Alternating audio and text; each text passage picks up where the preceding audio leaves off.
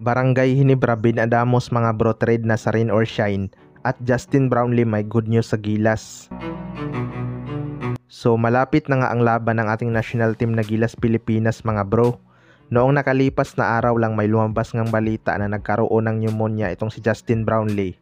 Dahilan kaya hindi siya nakapaglaro sa EASL. Kinonfirm nga ni Coach Timko na hindi makakalaro si Justin Brownlee sa upcoming game ng Gilas Pilipinas dahil kailangan muna nitong mag-recover sa kanyang sakit. Pero hindi naman gaano nag-aalala si Coach Timkon mga bro dahil nandyan naman si Ange Kwame na papalit sa kanya dahil expected ding hindi pa makakalaro si Kai Soto. Guam lang naman ang makakalaban ng ating national team mga bro. Liyamado nga tayo sa kanila pero kailangan pa rin ng Gilas Pilipinas mag-ingat dahil number 1 scorer nga ng Gilas ang hindi maglalaro na si Justin Brownlee. Pero ayon nga sa source mga bro ay baka sa second window makakapaglaro na itong si Justin Brownlee dahil sa February pa naman yun kalaban ang New Zealand at Australia. Good news talaga yan mga bro dahil mahihirapan talaga ang Gilas kapag wala si Justin Brownlee. Sana mapaaga ang kanyang recovery pero wag muna siyang isugal sa first window upang magtuloy-tuloy ang kanyang pagaling. Chance na nga ito ng mga locals natin mag-step up sa opensa at maging creative lalo na itong si Dwight Ramos at Kevin Kiambao dahil reliable na scorer nga ang mga yan. Sa kabilang banda naman mga bro, Binadamos trade sa Rain or Shine.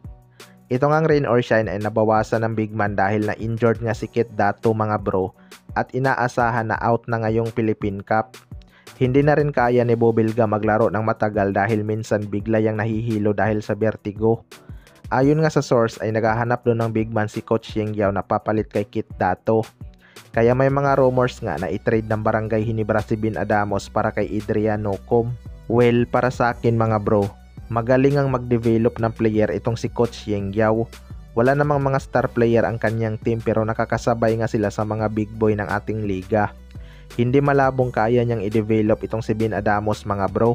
Marunong ang magbigay ng playing time si Coach Yeng Yao sa kanyang mga player.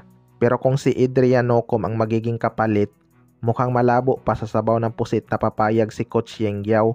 Isa kasi yan sa kanyang mga inaasahang player lalo na sa opensa. Isa pa, hindi rin bagay sa triangle itong si Adrian Nocom dahil sanay nga ito sa sistema ni Coach Yeng Yao na takbo lang ng takbo kapag nasa kanila ang posisyon. Hindi nga magagamit ni Nocom ang kanyang bilis sa Barangay Hinebra dahil priority nga nilang mag-set ng triangle bago tumira. Pero kung mapunta sa Rain or Shine itong si Binadamos, malaki talaga ang chance na titibay ito. Alam naman natin kapag lalambot-lambot siya sa depensa, siguradong mura ang kanyang aabotin kay Coach Yeng Yao.